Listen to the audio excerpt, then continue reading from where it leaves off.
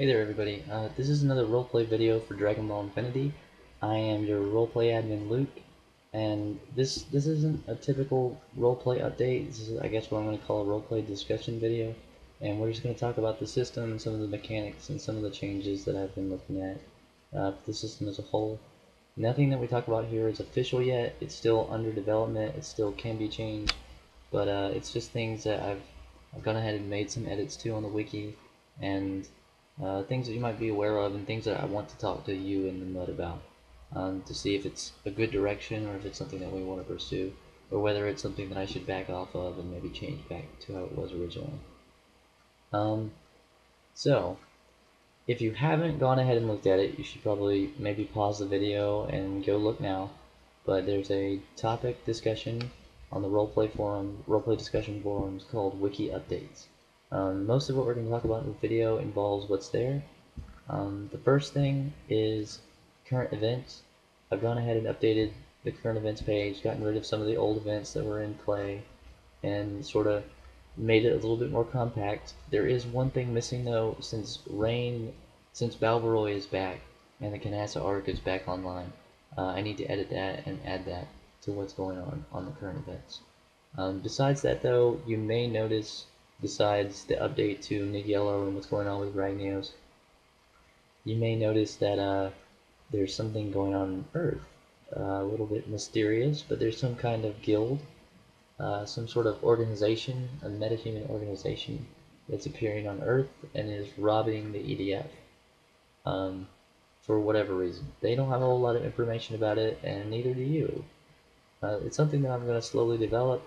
It's mostly a plot for lower tiered people, but anyone is fine to join it, but it's mostly for people who aren't involved in what's going on with the Yellow, Kanasa, or anywhere else, and maybe they just want something to do, and it'll be simple, and it'll evolve into something bigger later on. If you're interested in that, just get in touch with me, and I'll be more than happy to set up some role plays for you. It'll be a lot more low-key, and a lot more mercenary-style role plays than some of the other things that are going on. You'll probably get a few missions, and you'll be working with the guild. But that's current events, that's easy stuff, that's nothing to really talk about. The next big topic, which probably has a little bit of criticism to it, is the tiers. I've gone ahead and changed the descriptions of all the tiers on the wiki. Now, that doesn't mean that what I've written there is set in stone. Doesn't mean that you can't maybe bend it a little more or a little less in favor of. Doesn't mean that you can't change a little bit of things. This is just how I envision the system. It's just how I envision, basically just how I picture each of the tiers and the power levels of each tiers and things like that. There's a couple really big changes to that though, mostly to do with starless and transformation levels. Now, for me personally, we'll go ahead and talk about the transformation levels first. For me personally, I feel that transformations are very intense, very big steps in the role-playing universe. It's not something that it's a big deal whenever you get your first transformation. It's the next logical step in power. To accommodate this, for the tier descriptions, I've said that on a tier that you gain a transformation, the transformation is basically so powerful and so unstable that you yourself can't actually control it, in a sense. You can activate it when you need to, but it's something that you would only really want to do whenever the circumstances were so dire that you need that power. It's a power that could literally rip your body apart, that could literally kill you. It's so strong. So, to me, it seems like more of something you do out of desperation than you would do like just practicing your techniques.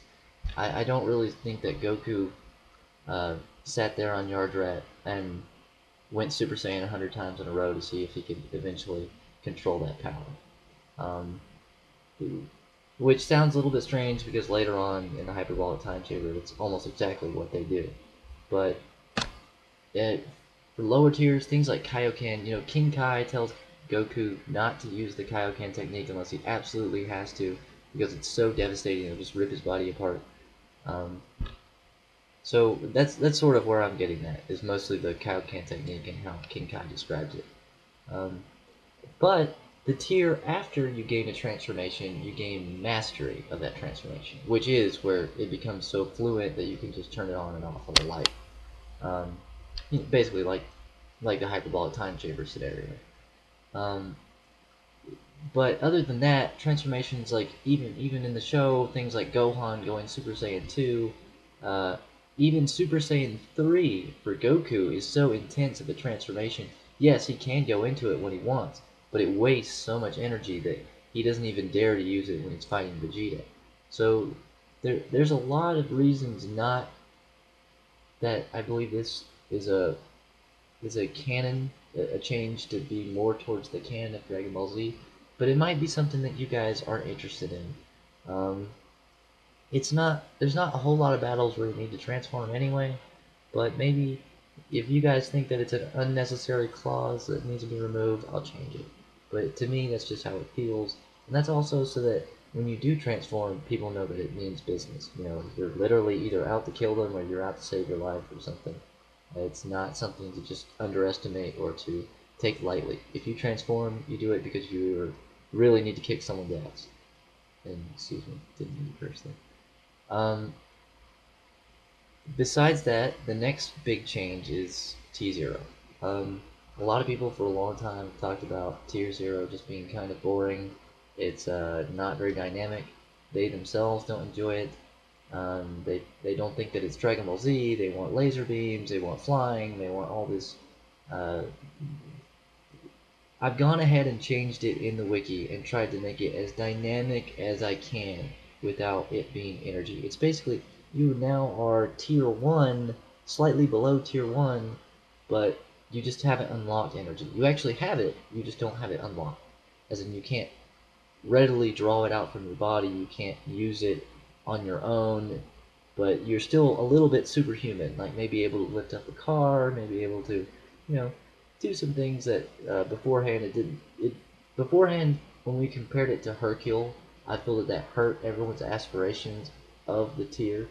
They sort of took that as being literal, as in yes, I'm Hercule, and as Hercule is nothing compared to characters like Goku, it doesn't seem like a big deal. But in the setting, Hercule was a very powerful fighter. He won the World Martial Arts Tournament on his own before the Z Fighters came back. And if you go back to Dragon Ball and you think about it, there were characters from Dragon Ball who were very powerful who won the World Martial Arts Tournament. Characters like Tien Shinhan, Master Roshi, and of course eventually Goku.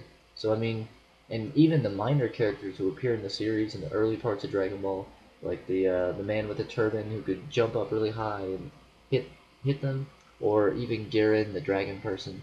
There was a lot of characters that could have posed a threat to people like Hercule, but Hercule is the new World Martial Arts Champion. So it's not that someone like Hercule wasn't very powerful, it's just that in comparison to somebody like Goku, who at that stage could blow up a planet, not that exciting to be. And I can agree somewhat. So the changes to T0 I've put them on the wiki, and it gives you a little bit more freedom, gives you a little bit more leeway on being powerful when you're T0, but it doesn't actually let you have energy or any of those things. I've talked to Rakam and a few other people about what we want to do about T0. I personally enjoy T0. It's one of my favorite periods of character development. If you're smart about it, I mean, I find it's one of the most interesting because it's the time when you have the least availability for power. So the things that you achieve, you really have to work for. Whereas later on, it just feels like if you throw an energy blast enough times at something, you'll succeed. Um, People don't agree. I'm not gonna I'm not gonna stand in the way of changes like that if the majority of the mud wants to change it and it seems that way.